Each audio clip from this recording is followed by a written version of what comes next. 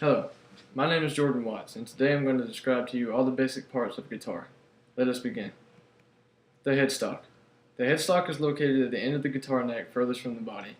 It is fitted with machine heads that adjust the tension of the strings, which in turn affects the pitch. However, some guitars, such as Steinberger's, do not have headstocks at all, in which case the tuning machines are located elsewhere, either on the body or the bridge. The nut. The nut is a small strip of bone, plastic, brass, graphite, stainless steel, or other material at the joint where the headstock meets the fretboard. Its grooves guide the strings onto the fretboard, giving consistent lateral string placement. It is one of the endpoints of the string's vibrating length. It must be accurately cut, or it can contribute to tuning problems due to string slippage or string buzz.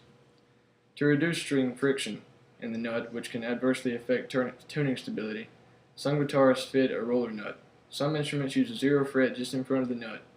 In this case, the nut is used only for lateral alignment of the strings, the string height and length being dictated by the zero fret. The fretboard. The fretboard is also called the fingerboard, and it is a piece of wood embedded with metal frets that comprises the top of the neck. It is flat on classical guitars and slightly curved crosswise on acoustic and electric guitars. The curvature of the fretboard is measured by the fretboard radius, which is the radius of a hypothetical circle of which the fretboard surface constitutes a segment.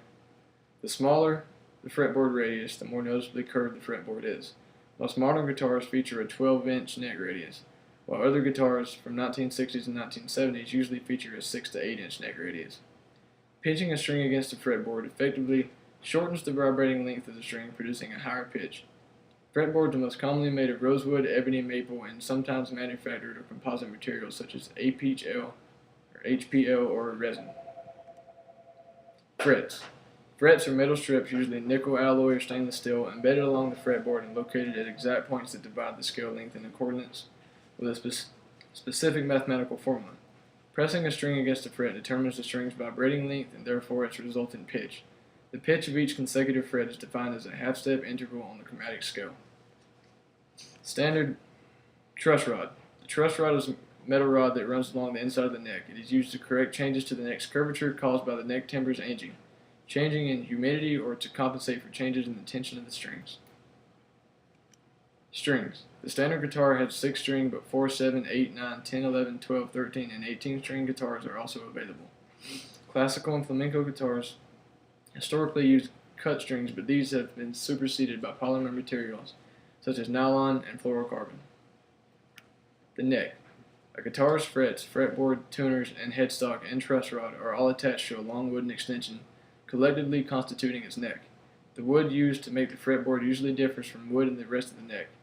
The bending stress on the neck is considerable, particularly when heavy gauge strings are used, and the ability of the neck to resist bending is important to the guitar's ability to hold a constant pitch during tuning or when strings are fretted. In electric guitars, transducers known as pickups convert string vibration to an electric signal, which in turn is amplified and fed to speakers, which vibrate the air to produce the sounds we hear. Nevertheless, the body of the electric guitar still performs a role in shaping the resultant tone signature. Pickups. Pickups and transducers are attached to a guitar that detect or pick up string vibrations and convert the mechanical energy of the string into electrical energy. The resultant electrical signal can then be electronically amplified. The most common type of pickup is the IC electromagnetic in design. These contain magnets that are tightly wrapped in coil or coils of copper wire. Such pickups are usually placed right underneath the guitar strings. The bridge.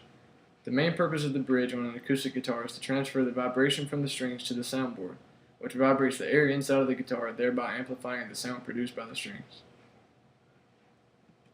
The saddle. The saddle of a guitar refers to the part of the bridge that physically supports the strings. It may be one piece or separate pieces, one for each string.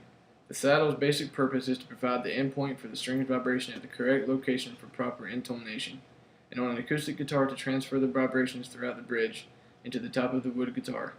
Saddles are typically made of plastic or bone for acoustic guitars, though synthetics and some exotic animal tooth variations have become popular with some players. Electric guitar saddles are typically metal, though some synthetic saddles are available. A pick guard, also known as a scratch plate. This is usually a piece of laminated plastic or other material that protects the finish on the top of the guitar from damage due to the use of plectrum or fingernails. Electric guitars sometimes mount pickups and electronics on the pickguard. It is a common feature on a steel string acoustic guitar. Vigorous performance styles such as flamenco, which can involve the use of guitar as a percussion instrument, call for a scratch plate or a pickguard to be fitted into nylon string instruments.